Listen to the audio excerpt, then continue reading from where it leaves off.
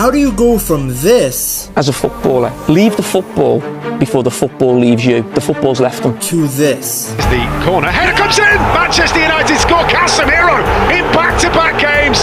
Thumping header from the Brazilian, and United lead Forest by a goal to nil. Casemiro's time at Manchester United has been a roller coaster. When he joined in August of 2022, everyone was buzzing. He wants a new challenge, and he's bloody well got one. I'm telling you what, he's going to have them all on his shoulders, be carrying them on his arms.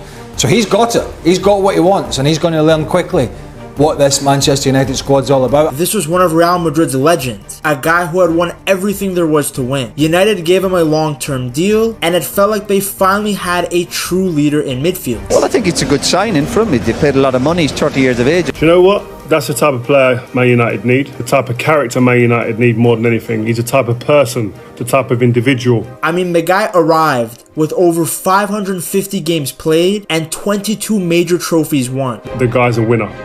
He knows how to win. He's been integral in everything positive about Real Madrid in recent years.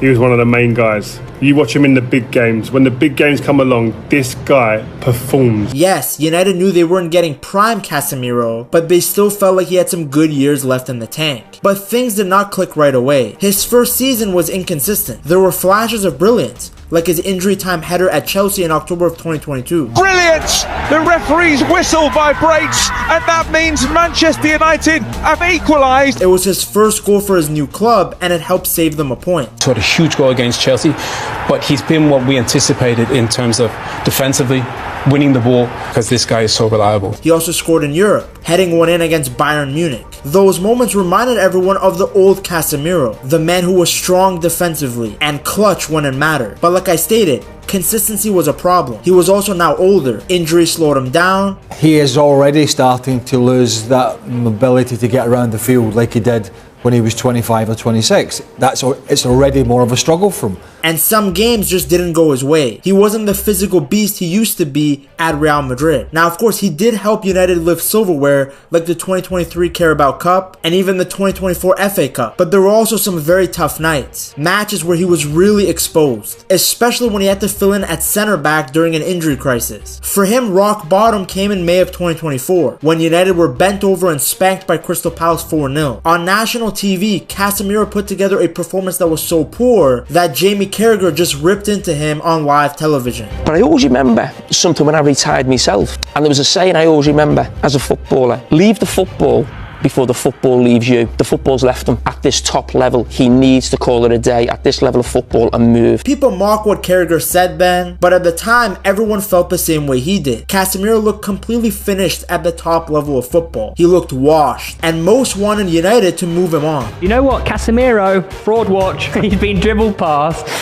by any midfielder the most this year, 6 times, double. But the crazy thing is that Casemiro didn't run from the challenge. He didn't ask to leave. In fact, he didn't even complain when he was benched. Instead, he stayed, trained harder, and made it very clear that in his mind, he was not done yet. Siempre cuando tiene un trabajo de mucho tiempo, las recompensas siempre estoy disfrutando de mi cuerpo, de mi juego, de mi momento, el tiempo que vengo trabajando y siempre fui así muy disciplinado. Even when Amorim told him that he wasn't a part of his plans, he worked his way back into the starting 11. Now with Bruno Fernandes next to him, the two have helped United win games. Why is it that Bruno and Casemiro are working a lot better now? Because we aren't allowing transitions. It's one of the strangest comeback stories I've ever seen. A player who looked more done than Suarez's knees somehow saved his career. Now maybe it shouldn't be surprising given the levels that Casemiro reached in his prime. People forget, but before all the ups and downs in Manchester, this guy was the anchor for one of the greatest football sides we've ever seen. He joined Real Madrid in January of 2013, coming from Sao Paulo FC in Brazil when he was just 20 years old. Now when he was signed, he wasn't coming as some sort of superstar from Brazil. This wasn't like when Madrid signed Rodrigo or Vini. As a result, he started with Real Madrid Castilla, the club's B team, just to get used to European football. The speed of the matches, the tactics, the intensity, it was all new to him. He made his first team debut just a few months later on April 20th, 2013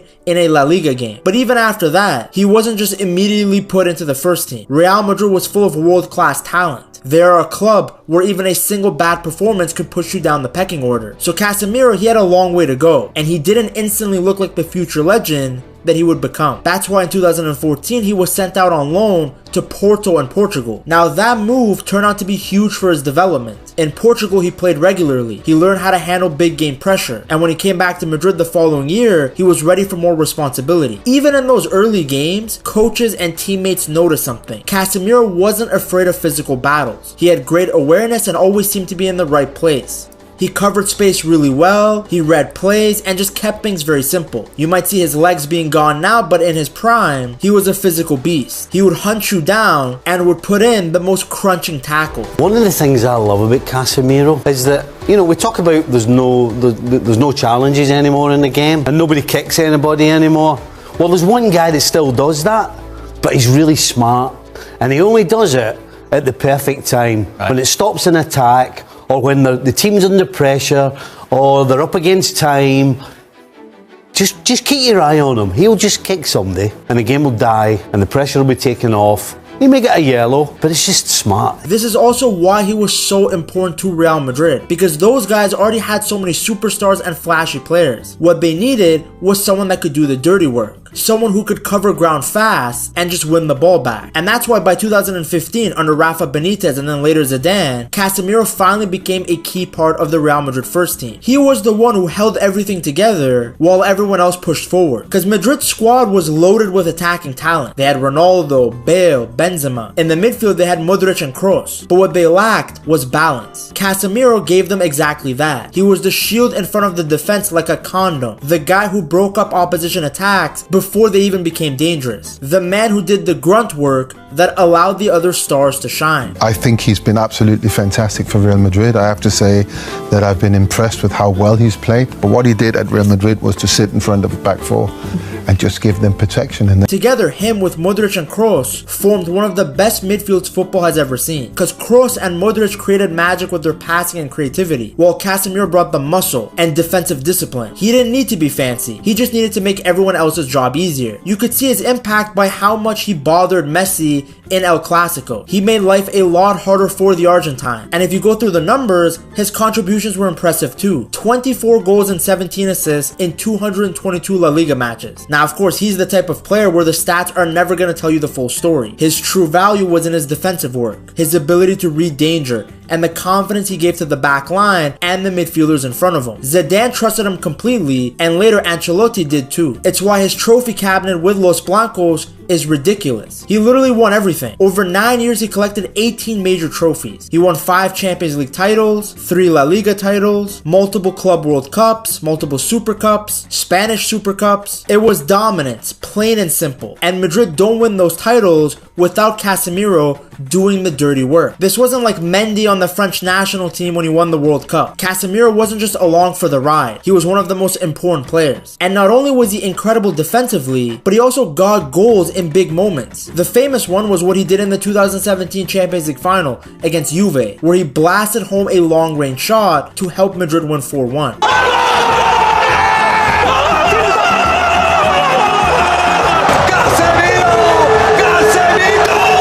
That night, he wasn't just a defensive wall, he was a match winner. During the 2016 to 2018 run, when Madrid won 3 Champions Leagues in a row, a three-peat that's almost unheard of in modern football, Casemiro was the glue that held the team together. Sure, Ronaldo was scoring the goals and Modric was stealing the headlines, but Casemiro was quietly putting in a 9 out of 10 performance every single week. He also played a massive part in Madrid's domestic success. They don't win those La Liga titles without him. Even in his final season with the club, he helped Madrid win another Champions League title. He was a key player even in his last year, which says a lot about his consistency. And that's why when he left Real Madrid, he left more than just a player. He left as a symbol of that era. People still speak of the Kroos, Casemiro, Modric trio as one of the best midfield trios ever, because they had a little bit of everything. Creativity, control, and then Casemiro gave them that bite. Like seriously, the amount of yellow cards this guy just avoided after destroying players was hilarious. For younger players, Casemiro became the blueprint for what a modern defensive midfielder should be. Yes, he was famous for his tackles, but he wasn't just a tackler. He was someone who could pass, he was comfortable on the ball, and he was a leader in the middle of the park. It's why he was able to stay consistent for so many years. You don't just get into that Real Madrid team because you were good at tackling. He also showed what professionalism looks like. In a club where pressure never stops and the competition is constant, he stayed there for nearly a decade. He adapted to every new manager and pretty much delivered every single season. As a result, when Manchester United signed him, there was a lot of hype. I mean, this is a player who had won multiple titles, was a part of one of the greatest midfield trios ever, and played in a position that United had been lacking. In fact, he was Erik ten Hag's cornerstone for a rebuild. Now, his first season with the Red Devils wasn't too bad. It wasn't like his Real Madrid seasons, but it was still decent. It was Casemiro's headed goal that opened the scoring in the 2023 Carabao Cup final. Casemiro, big game player, scores for Manchester United in the Carabao Cup final. United ended up winning that final and ending a 6-year trophy drought. Casemiro, who I think you and I thought it was a great signing, but maybe certainly not with an impact as big as he's you can expect him to be scoring goals as well. Yeah, incredible leadership and everything. And I tweeted yesterday, Casemiro wins you trophies. This is what he does. I think he's a clutch player, born winner. Even on a new team, Casemiro was still helping his club win titles. The next season, though, was not a good time for the Brazilian. He spent the majority of the season either injured or playing in a starting 11 that was depleted by injuries to others. He collected 9 yellow cards and 1 red in 27 appearances, and he was unable to cover the midfield spaces that he controlled so excellently in previous campaigns. Stuff that he could get away with at Real Madrid were now bookings in England. His lowest point came when United lost 4-0 to Crystal Palace. That's when everybody started calling him finished, and many thought his time at Old Trafford was done. Casemiro is an example, perfect example of a short-term signing that's going to cost in the long term. That signing should never have gone through a good sporting director, a good owner, a good head of recruitment. That should never have gone through that signing, in my opinion. That should be a veto, bang. He even missed the 2024 FA Cup final against Manchester City. He was injured, so he stood on the Wembley sidelines in a suit while his teammates lifted the trophy. For a man who was constantly at the heart of winning, that was a low point. He was always on the pitch, helping his club lift those pieces of silverware. Now he looked like an NBA player getting ready for the draft. Deadly serious should know himself tonight as an experienced player that he should only have another 3 games left at the top level, and then he should be thinking, I need to go to the MLS or Saudi. The club had reportedly put a £30 million price tag on him, and links to Saudi Arabia and Turkey started flying. When they start telling you to learn Arabic, that's when you know you're done. The problem was that his wages, which were over £300,000 a week, made a move tough. Despite all these rumors though, Casemiro actually refused to quit. He spent the summer working on his fitness and trying to sharpen his game. Más del gimnasio, más el lado más, para estar más fuerte, ¿no? Sobre todo nosotros que somos de Brasil y preocupamos más de la calidad. También no podemos nos olvidar de la parte física que... But when the 2024-2025 season kicked off, he still looked off the pace. Mistakes against Liverpool and other top sides led him to being subbed off or left out entirely from the starting 11. I mean, seriously, that Liverpool game, I think he probably still has nightmares about Gravenberch. He was completely destroyed by the Liverpool midfield that night. But the funny part is that Casemiro's story didn't end there. By late 2024, under Van Nistelrooy and then later Ruben Amorim, things slowly began to change. It started with Van Nistelrooy calling him a standard for others to follow. Because the great thing about Casemiro was his professionalism. Even though he wasn't starting every week, he refused to moan. He wasn't leaking information to the press like Garnacho. He just waited for his opportunity. Then when Amorim came in, he brought some tactical changes, and at first, Casemiro was the odd man out. In 9 of Amorim's first 15 Premier League games, Casemiro didn't play a single minute. Younger players like Collier were being tested, while Ugarte and Bruno shared the central duties. For a while, Casemiro was on the outside looking in. Now, you don't want to be like Casemiro, so get yourself a Man United jersey at buygamejerseys.com and feel a part of the team. Use code PETTALKS at checkout. What happened with Casemiro was that the Europa League campaign was where he really found himself again. That Europa League campaign became Casemiro's stage for a full-blown comeback. He started every knockout round match, and he rediscovered what had made him great before. The leadership he provided, the composure to the back line, and the clutch performances. His presence in midfield brought calm and structure to United's play. It was like he rolled back the years to Real Madrid Casemiro. He is an absolutely fantastic player who was so strange that people were saying, has he still got it? In April against Lyon, he assisted Harry Maguire's match winner in a wild 5-4 quarterfinal comeback. Then in the semi-final second leg against Athletic Club, he scored United's opener, setting the tone for what would end up being a 3-0 win. This man was signed to be United's defensive wall, and yet he had become one of their best weapons in the Europa League. He was launching these dangerous passes and even getting goals on his own. Amorim tweaked his system to suit Casemiro's strengths. He put more players around him in the 3-4-3 and tried to reduce the amount of running that the Unk had to do. So instead of pressing high or constantly covering wide areas, Casemiro was allowed to sit deeper. That way all he had to do was read the game and protect the back line. We're seeing the same thing now. That's why he's been succeeding next to Bruno, because Amorim has set up the system in a way that reduces the amount of running that both of them have to do. That small tactical shift has made a big difference. And I said from the beginning, I've maintained it from the beginning, Casemiro's game is not about chasing high up the pitch constantly. It's why Casemiro looks so much more comfortable, more composed, and as a result, he's been more effective. He can now pick and choose his moments to press and fly into tackles, rather than trying to chase everything down like he did earlier in his career. He's not that physical beast anymore. And it's not just off the eye test that you can tell that Casemiro's playing better. The stats reflect it too. United's defense has tightened up significantly when he plays. They rarely concede when he's on the pitch, and they're just a lot calmer as a whole. Even this version of Casemiro is still better than Ugarte. Amorim has praised him not only for his defensive work but also for his leadership, calling him an example for everyone else. He's an example for everyone. In the beginning he was behind every midfielder, even Toby, but he fought and he worked. And now he's back in national team. It's so important for us. Today he ran a lot. He had to press so high and then return, and he's doing that. So I'm really pleased with him, and the other guys need to look at Casemiro. And as you can see, this is a common theme. The managers really like his professionalism and how good he is for the locker room. Then when he's on the pitch, United are much tougher and way harder to break down. His presence is desperately needed to bring stability to that double pivot. And it's not a coincidence that they rarely concede when he's in the starting 11, because the man protects the back line. He reads the game better than almost anyone else, and he puts out fires before they even start. Add in the fact that the man never complained when he wasn't being played, and you can see why Amorim likes him so much. The Portuguese man literally told him, hey, you're not a part of my system, and yet Casemiro worked his way back into the starting 11. What's crazy about his time at United is that while everyone knows him for his defensive work, he's shown up so much in the attack. He was supposed to be someone who stops goals from happening, yet he somehow transformed into one of United's biggest aerial threats. And the most impressive thing is that all of his goals come at big moments. His first one was that dramatic header against Chelsea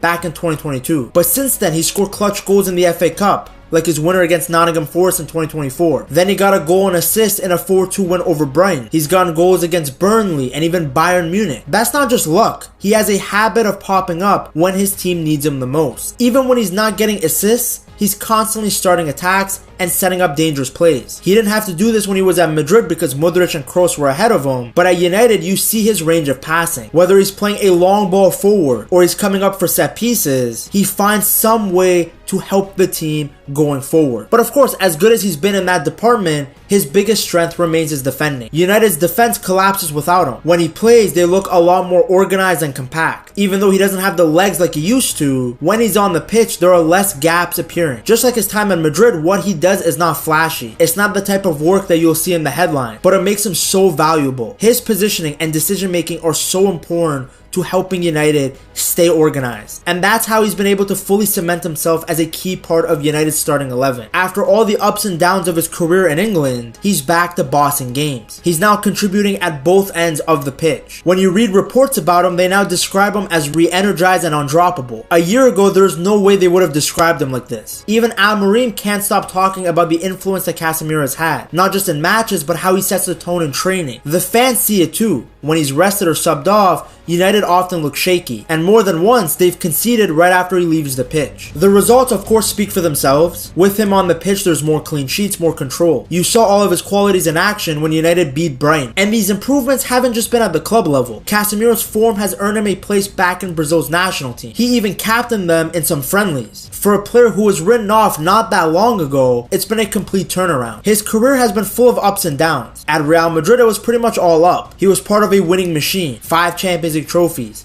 league titles. He was a part of one of the best teams we've ever seen and played a huge role in their success. When he moved to Manchester United, things got a lot tougher. He started well, but then went through a rough spell that had a lot of people questioning if he could still play at a high level. People were genuinely asking him to retire, but Casemiro did what great players do. He fought back. He stayed, trained hard, and earn his place again. Now he's back in the starting lineup and keeping United's midfield solid. It's a comeback that I don't think anyone saw coming.